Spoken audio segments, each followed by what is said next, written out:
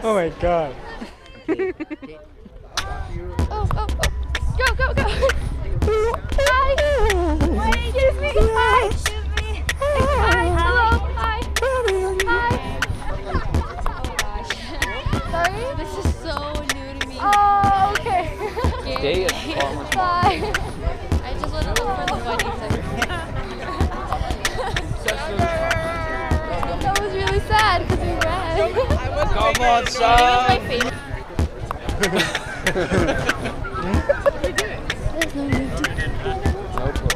Where?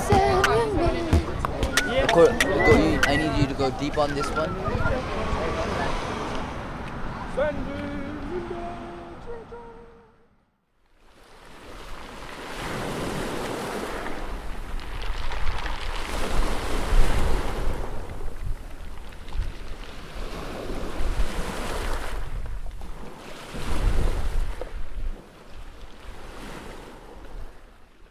The sailor opened up his rudder, only to see an empty page.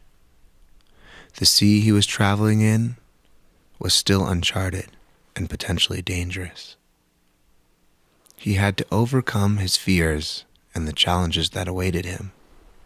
He was going to understand the sea so he can write the secrets in the rudder.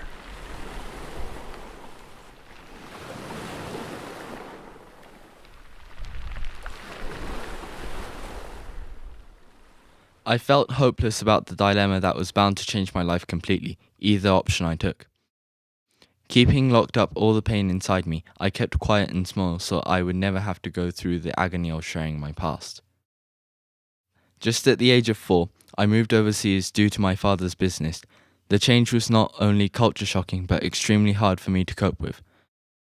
After 6 years in that country and being accepted there, my family had to return to our home country where, again, I felt alienated. Half a year ago, I was offered the chance to return to the country where I grew up. I refused. Until this day, I cannot fully understand why I chose not to go. Usually when people hear the term Uncharted Waters, they tend to think about places and situations in which they are challenged. For me, I believe the real waters lie in our hearts. And when we go to the deepest depths inside our hearts, it is the greatest opportunity for us to grow.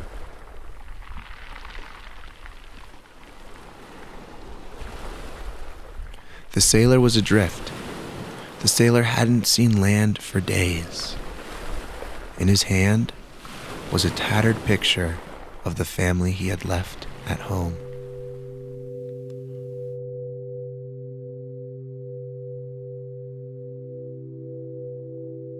I'm on a raft, floating on top of the questions for my adoption. Laura Rodriguez, that's the name I would have had if I hadn't been adopted. My birth mother, Norca, was 15 years old when she had me. She already had 2 kids, and my father was an abusive alcoholic in jail. She wouldn't have been able to support me, so I wonder why she had me, but at the same time, I wonder why she hadn't kept me. My thoughts and questions are the treacherous waters that threaten to keep me from staying afloat. They rush over me like waves, attacking my sanctuary in the raft. My raft keeps me safe from the unknown that I'm too frightened to pursue.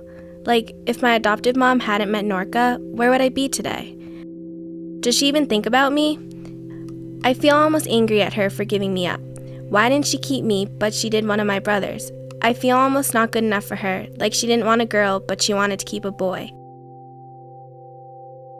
These feelings, these insistent thoughts and questions are the tumult within me, the uncharted waters within me. My adoptive mom, Anna, is my raft. She is my shelter and protector, the one who helps guide me through all the unanswered questions, these uncharted waters. I am safe with my mom. She keeps me out of harm's way.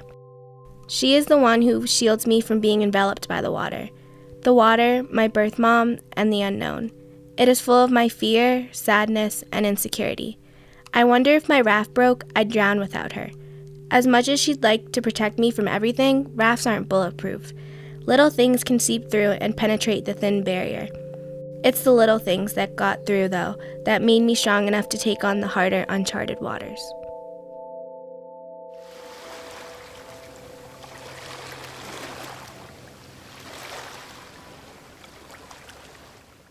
The waters became still around him, and he took a moment to peer at the depths below. What is uncharted for me is that I have never met my dad. I had been raised by my mom, and sometimes I feel unprotected, unsafe. Sometimes I feel so sad that I am going through my life and he is not here to be with me and teach me. Sometimes I feel like I am not good enough, that is why he is not here. But this unchartedness, this area I don't know, about being protected and loved by a father, this has let my waters expand.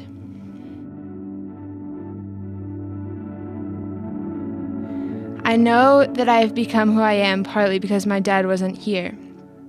I see my good friends starving themselves, always exercising and worrying about how they are performing. Will people like them? Will they be pretty, skinny, interesting enough? They tear themselves apart, always criticizing, always working, trying to win something. I'm not exactly sure what they're trying to win. They are running from themselves. I have learned not to run. How can I run from the blatant fact that I was only raised by my mom? How can I run from the fact that I have made so many mistakes? I have so many shortcomings, but I am also kind, loving, and creative. And most of all, so happy to simply be living my life and learning how I want to live. I feel so sad for my friends. I wish I could help them know that trying to change how things naturally are will make them so unhappy. There's a quote by Theodore Roosevelt that I love. The credit belongs to the man who is actually in the arena, whose face is marred by dust and sweat and blood, who strives valiantly, who errs, who becomes short again and again, because there is no effort without error and shortcoming, who at best knows in the end the triumph of high achievement, and who at worst, if he fails, at least fails while daring greatly, so that his place shall never be with those cold and timid souls who neither know victory nor defeat. The uncharted waters are sometimes scary. Sometimes we can be critical of ourselves, harsh and not loving towards others. But we have to face that. We have to go into the arena. We have to see our own reflection in the waters around us, and gradually begin to see and acknowledge the waters that are farther and farther away from us. I wish my friends could learn to see that who they are, both their bodies and their minds, are inherently good, inherently beautiful and extraordinary. In the past, I have been so defeated, felt so raw and unprotected. But I have seen my reflection, the good and the bad. I hold with me that I am resilient, that I can teach myself, that I love my friends and my family, and I see how extraordinary the people around me are. This is the reflection I see of myself in the waters around me, and the longer and deeper I look into the waters, the farther and farther I see, and the larger and larger the map of who I am becomes.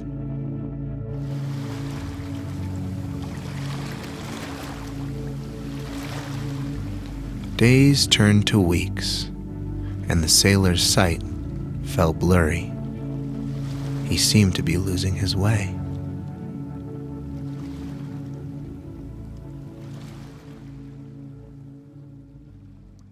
When I was young, the map of these waters was largely unfilled. Back then, I did not know what challenges my life would bring, so the map remained blank. Time has begun to fill in the blanks in ways that back then I would have never imagined. My journey into these waters begins in Mexico, Minnesota, Luxembourg, Vermont, and then finally, New Mexico. These early years of my life were spent establishing and re-establishing myself in yet another unfamiliar place. Each time I stepped further into unexplored waters, navigating a sea of new cultures and faces with every turn. I learned to adapt quickly, though nothing could prepare me for the storm brewing just beyond the horizon. My mother has, through thick and thin, always been an anchor in my life. She helped me fill in the map through my childhood, teaching me how to keep things in balance and explore these unknown depths with fervor.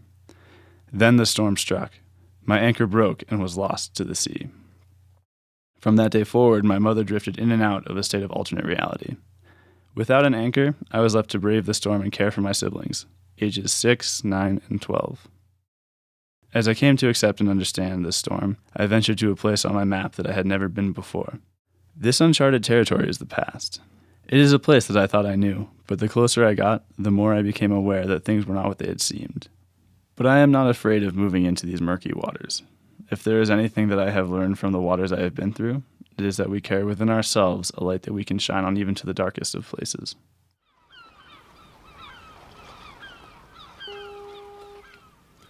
In the moment of his greatest despair, he saw in the distance a light flickering, and with it, his heart rose.